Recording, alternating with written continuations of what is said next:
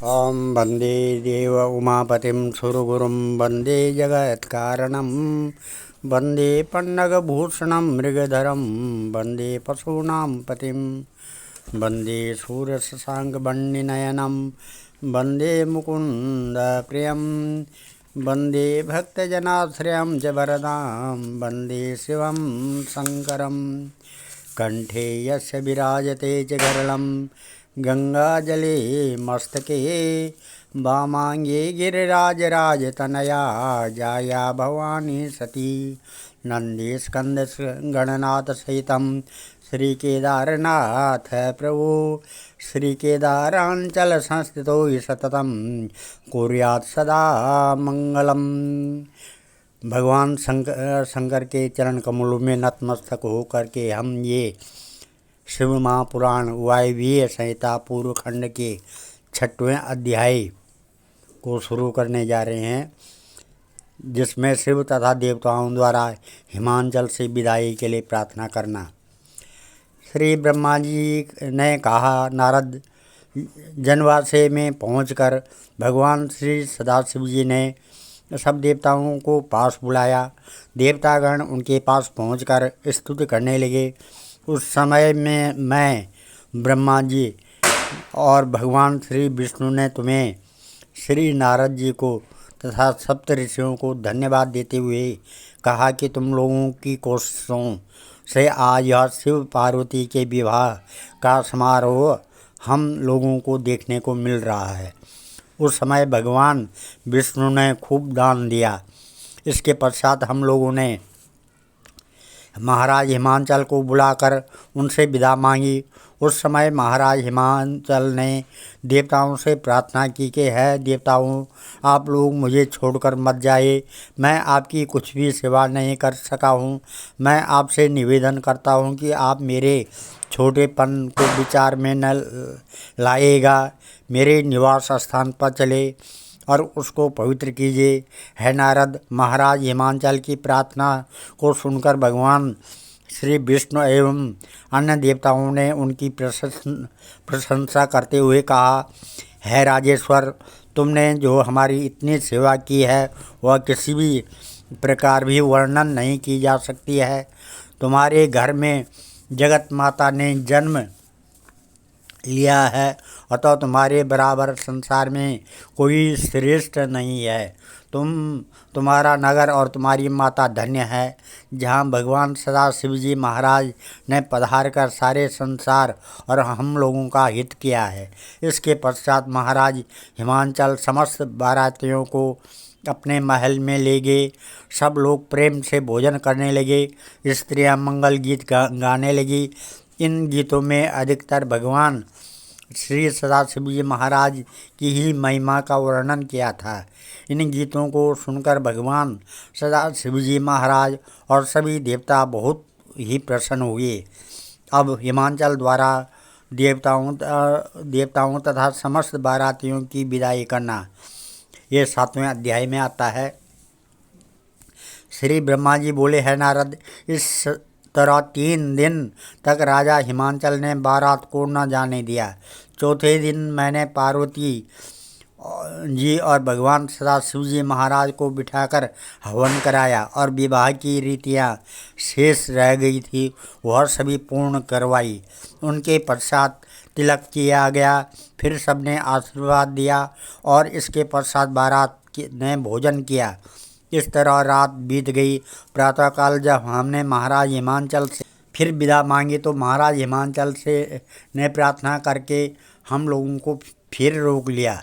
इस प्रकार उसने कई दिन तक हमको ठहराए रखा। तब एक दिन देवताओं ने हिमांचल की बहुत प्रशंसा की और उनसे कहा कि अब हमको विदा कर दो। देवताओं की बात सुनकर महाराज हिमांचल ने अपने भाई बंधुओं को जमा करके बताया कि अब भगवान शिव यहाँ से रवाना होना चाहते हैं। महाराज हिमांचल की बात सुनकर उन सबको अति दुख हुआ। तब हिमांचल ने गुरु की आज्ञा से समस्त सामग्री जुटाकर बारात को अपने महल में बुलाया।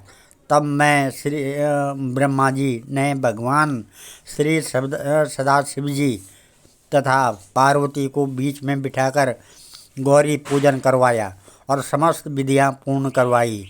हिमांचल ने जो दहेज दिया उसके संबंध में वर्णन नहीं किया जा सकता है।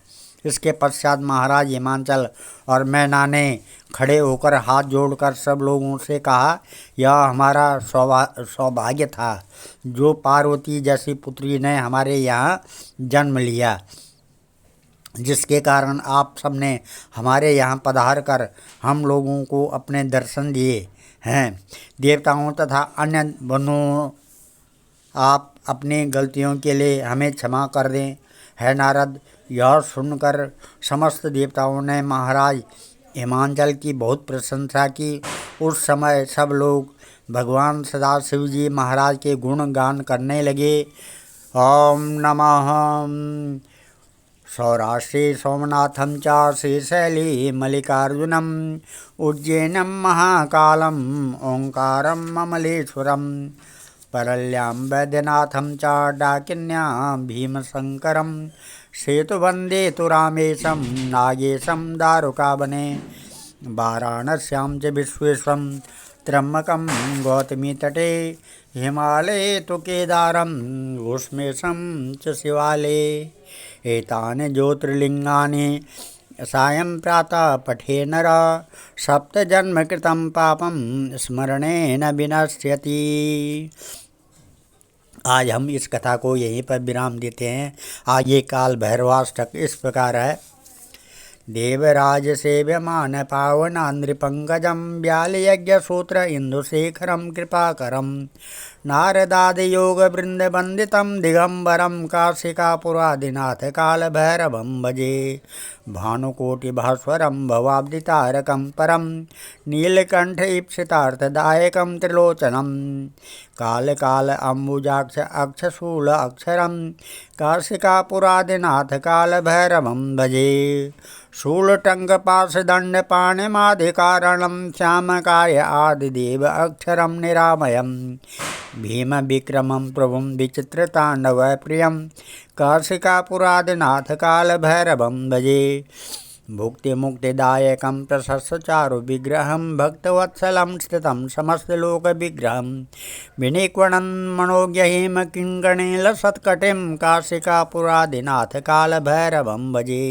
धर्मसेतुपालकं त्वधर्ममार्गनाशकं कर्मपाशमोचकं सुशर्मदायकं विभुं स्वर्णवर्णशेषपाशशोभिताङ्गमण्डलं काशिकापुरादिनाथ कालभैरवं भजे रत्नपादुका प्रभाविरामपादयुग्मकं नित्यमद्वितीय इष्टदैवतं निराञ्जनं मृत्युदर्पणासनं करालदृष्टमोक्षणं काशिकापुरादिनाथ कालभैरवं भजे अट्टहासभिन्नपद्मजाण्डकोशसन्ततिं दृष्टिपातनष्टपापजाल उग्रशासनम् अष्टसिद्धिदायकं कपालमालिकन्दरं काशिकापुरादिनाथ कालभैरवं भजे भूतसङ्गनायकं विशालकीर्तिदायकं काशीवासलोकपुण्यपापशोधकं विभुं नीतिमार्गकोविदं पुरातनं जगत्पतिं काशिकापुरादिनाथ कालभैरवं भजे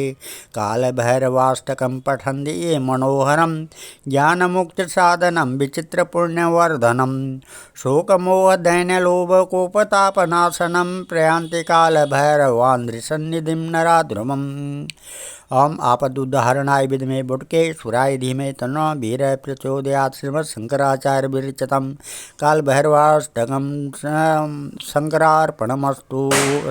सर्वे भवन्तु सुखिनः, सर्वे सन्तु निरामया, सर्वे भद्राणि पश्यन्तु, मा कश्चित् दुःखभाग् भवेत्। धन्यवाद।